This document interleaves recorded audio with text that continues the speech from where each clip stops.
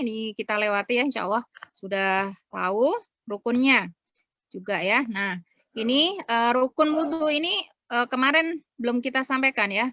Ini sangat penting ahwati wa ummati fillah, perbedaan antara rukun dengan syarat ya.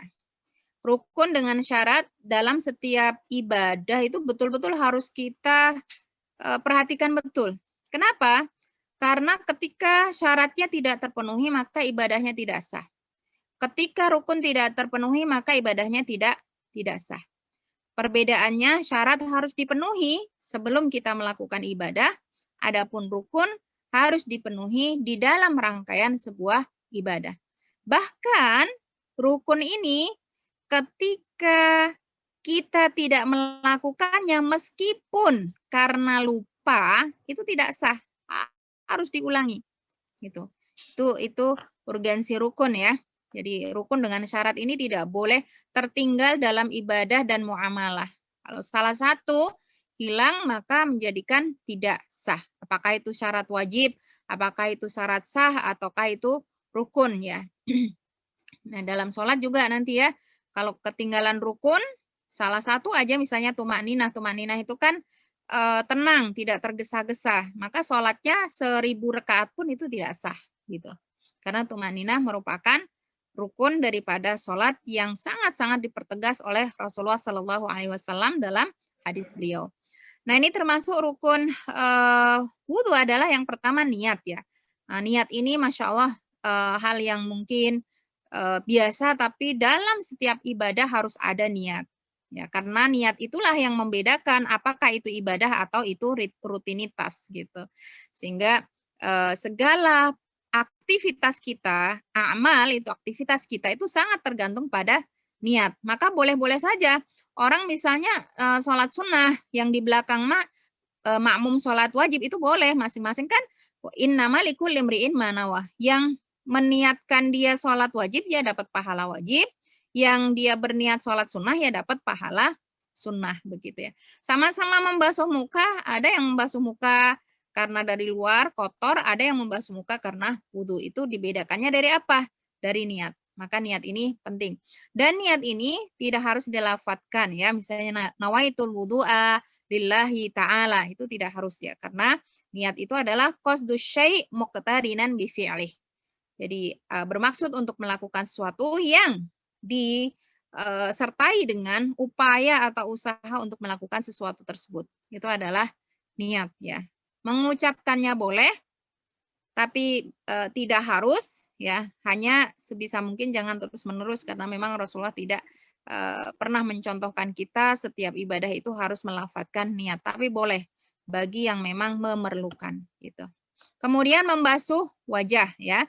Faghsilu wujuhakum. Ini kita singkat, nanti kita lebih ininya ke caranya ya. Kemudian membasuh kedua tangan sampai dengan siku-siku, wa aydiyakum ilal marafiq, sampai dengan, bukan sampai ke. Dalam bahasa Indonesia juga berbeda ya.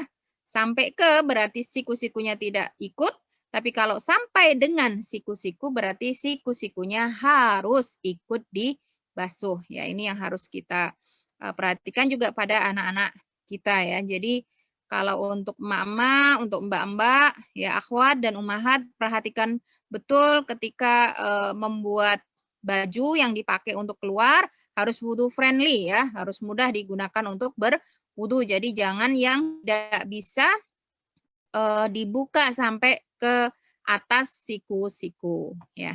Kemudian mengusap kepala ya, mengusap kepala, famsahu biru'usikum. Itu ayatnya tadi sudah dibaca.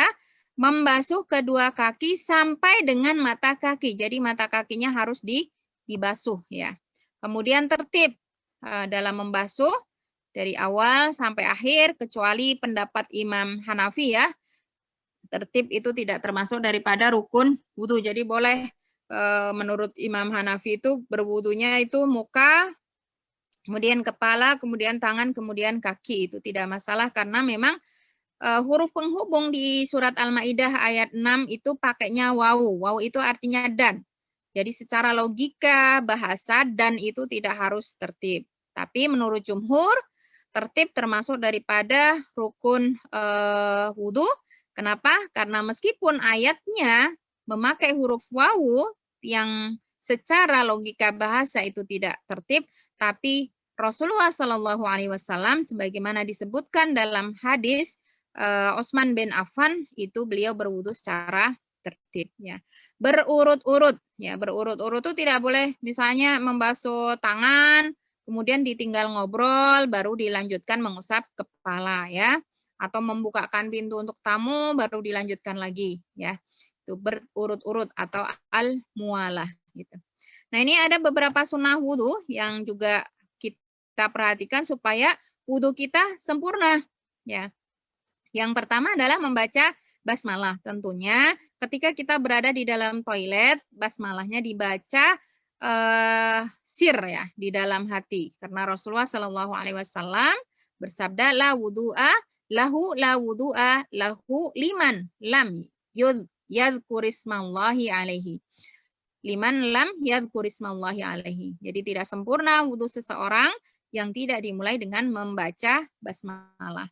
Kemudian yang kedua adalah membasuh kedua telapak tangan 3 kali. Ya, ini saya sampaikan dasar-dasarnya ya. Ini dalam hadis riwayat muttafaq alaih disebutkan Rasulullah Shallallahu Alaihi Wasallam bersabda, "Idza staiqadha ahadukum min naumihi fala yaghmis yadahu fil ina'i hatta yaghsilaha thalathan, fa innahu la yadri aina batat yaduhu." Kalau kita bangun tidur, disunahkan untuk tidak memasukkan kedua telapak tangan kita itu ke dalam air atau bejana. Ya, kenapa? Sebelum dicuci sebanyak 3 kali, karena kita tidak tahu nih, tangan kita ini semalaman ngapain aja, apakah menyentuh, mohon maaf ya, kotoran cicak atau garuk-garuk apa, kena apa gitu ya. Nah ini Masya Allah Islam memperhatikan betul ya, tentang kebersihan, di mana kebersihan ini menjadi pangkal daripada kesehatan, apalagi musim pandemi seperti sekarang. Kemudian yang ketiga, termasuk yang disunahkan dalam wudhu adalah bersiwak. Perlu kita sampaikan, akhwati wa ummati fillah, bersiwak itu beda dengan gosok gigi ya, berbeda. Jadi siwak itu lebih ringan, karena pakainya kayu siwak itu, di mana Rasulullah Shallallahu Alaihi Wasallam itu selalu membawanya ya di kantong baju beliau sampai pun beliau sedang sakaratul maut kan dikunyahkan oleh Aisyah ya siwaknya untuk membersihkan mulut beliau gitu ya. Nah kalau tidak punya siwak ya gosok gigi gitu ya. Tapi sebenarnya berbeda di sini. Nah ini dalilnya laula an asyukka ala ummati la amartuhum bisiwak ma kulli wudu. Kalau ini tidak memberatkan, berarti sunnah ketika kita memang tidak ada kendala, maka bersiwaklah gitu ya, setiap kali kita berwudu. Kemudian berkumur-kumur, ya, sebagaimana Rasulullah bersabda, "Idza tawadda'ta famadmid," ya. Ketika kalian berwudu maka berkumurlah. Berkumur itu apa? Memasukkan air dan menggerakkannya di mulut. Insya Allah kalau kita berkumur dengan baik, itu ini bagus ya untuk kita sebagai perempuan, itu kulit mukanya tidak mudah berkerut ya ibu-ibu ya, sehingga tidak perlu diberikan silikon atau dikasih tanam benang atau disuntik botok ya. Jadi masukkan air ke dalam mulut dan digerakkan. Digerakkan ke kanan dan ke kiri ya. Itu akan sangat bagus untuk olahraga otot yang ada di muka kita seperti itu ya. Dan ala kulli hal yang jelas ini adalah sunnah ya ketika berwudu. Kemudian adalah istinsyak dan istinsyar. Ya, adapun istinsyak ini memasukkan air ke hidung kita, kemudian disedot ya dengan hati-hati, atau tidak juga disedot, jadi cukup dimasukkan ya. Nah ini apalagi nih dalam musim pandemi ini, Masya Allah ya, ternyata ajaran Islam itu luar biasa. Dengan kita berwudu dengan benar, insya Allah virus yang ada di hidung, yang ada di mulut, itu lebih bisa diminimalisir gitu ya. Nah, Rasulullah Shallallahu Alaihi Wasallam bersabda, baligh fil istinsyak illa antakuna shaiman. Kalau bisa usahakan istinsyak itu dengan benar-benar gitu ya. dengan serius kecuali ketika kamu sedang berpuasa. Kemudian menyela-nyela jenggot, ini khusus untuk laki-laki ya, dan ini disunahkan karena rambut itu termasuk dari apa ya, yang terkena debu begitu ya. Jadi kita sebagai seorang muslim disunahkan untuk membersihkan ya jenggot ini karena sebagai seorang muslim kan disunahkan juga untuk memeliharanya, tapi jangan diabaikan kebersihannya. Maka salah satu sunnah ketika berwudu adalah menyela-nyelanya, gitu ya. Mengusap telinga dan kemudian melakukan semua rangkaian 3 kali, Ibu, kecuali mengusap kepala dan telinga itu cukup 1 kali saja. Kalau yang lain 3 kali, mengusap kepala dan telinga itu cukup 1 kali saja karena di dalam hadis Rasulullah tidak diterangkan bahwa beliau mengusap kepala dan telinga itu 3 kali. Adapun untuk yang lainnya itu disebutkan salasan ya, 3 kali. Tapi untuk mengusap kepala dan telinga itu tidak ada redaksi kata salasan. Namun demikian, menurut Imam Syafi'i tetap disunahkan semuanya 3 kali. Ya, itu tidak masalah ya. Kemudian menyela-nyela jari sebagaimana disampaikan oleh Rasulullah, idza tawadda'ta fakhallil asabi'a yadaika wa rijlaika. Ketika kalian berwudu maka bersihkanlah sela-sela jari ya dengan menyela-nyelanya, baik itu jari tangan ataupun jari kaki. Jadi cara mencuci tangan seperti yang diajarkan sekarang di musim pandemi itu sangat sesuai ya dengan ajaran Islam. Jadi mencuci tangan itu tidak sekedar membasahi dengan air, tapi juga di sela-sela ya, sela-sela jari itu karena di daerah tersebut tentunya dikhawatirkan banyak kuman gitu ya.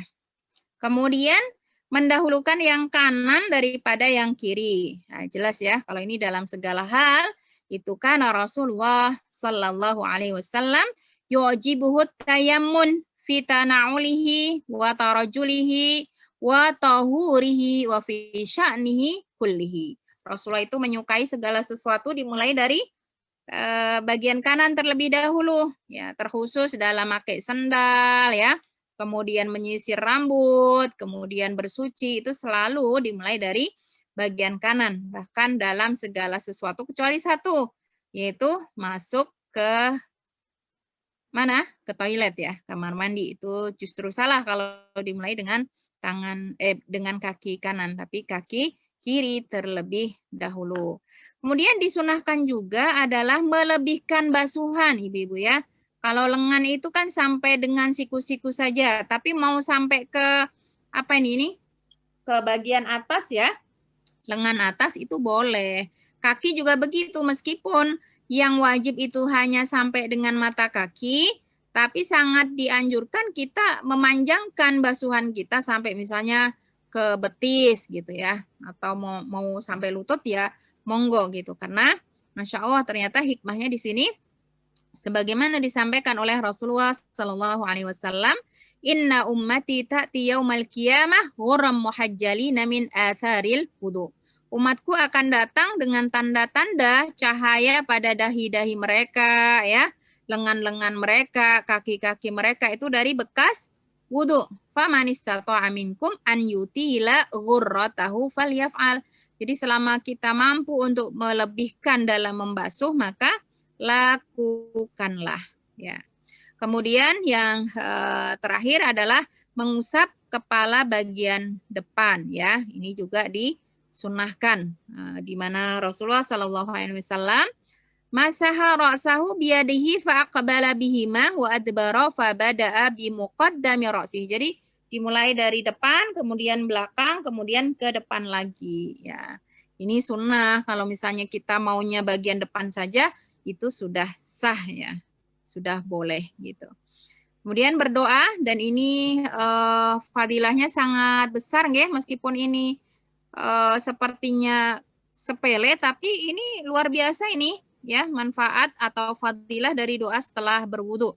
Karena Rasulullah Shallallahu Alaihi Wasallam bersabda, man tawadda fa ahsanal wudu'a, siapa yang berwudu dan membaguskan wudunya, summa qala, kemudian dia membaca asyhadu an la ilaha illallah wahdahu la syarikalah wa asyhadu anna Muhammadan abduhu wa rasuluh, ya.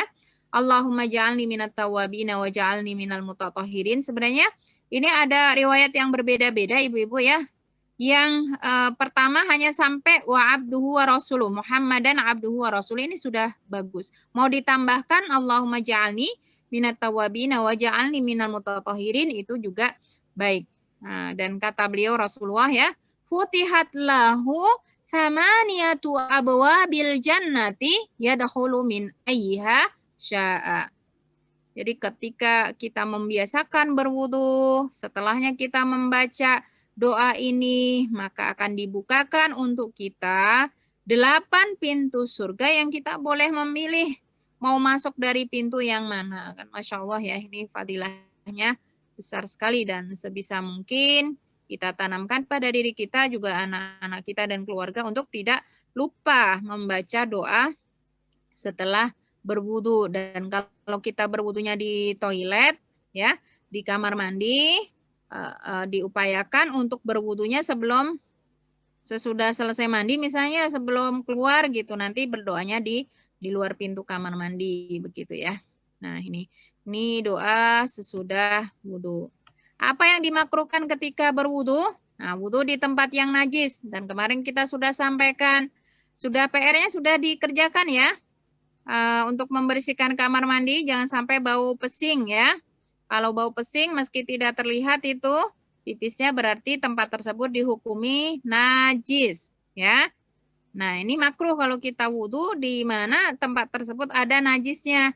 Kan najis ada aini, ada hukmi, tidak kelihatan tapi tercium baunya, berarti tempat itu adalah najis. Yang ini makruh ya, makanya kemarin kami sarankan yang punya anak kecil terutama dilatih jangan pipis di lantai kamar mandi yang lantainya tersebut terbuat dari marmer, tidak menyerap ya. Nah, pipisnya harus dikloset dan segera disiram. Itu pun menyiramnya harus dilatih, jangan terlalu tinggi gayungnya, jangan terlalu rendah sehingga nanti gayungnya terkena cipratan najis ya. Berbicara, menepuk air dengan kasar. Ini anak-anak laki-laki ya, biasanya ketika mengusap kepala itu bukannya diusap tapi ditepuk-tepuk dengan kasar ya. Melebihkan, berlebih-lebihan dalam pemakaian air, ini juga makruh. Wudu di tempat yang tidak aman dari najis, meninggalkan sunnah-sunnahnya. Kemudian berwudu dengan ma'ul musammas. Ma'ul musammas itu beda dengan air yang pakai apa itu heater atau pakai ini ya Bu ya, dimasak dengan kompor ya, beda. Musammas itu yang dipanasi dengan terik matahari dengan temperatur tertentu, karena itu akan meluruhkan ya logam, di mana logam-logam berat itu akan berbahaya untuk kulit kita sampai pada tahap bisa menyebabkan kanker kulit. Maka ini makruh ya, hikmahnya ternyata di situ. Nah, sekarang kita masuk tata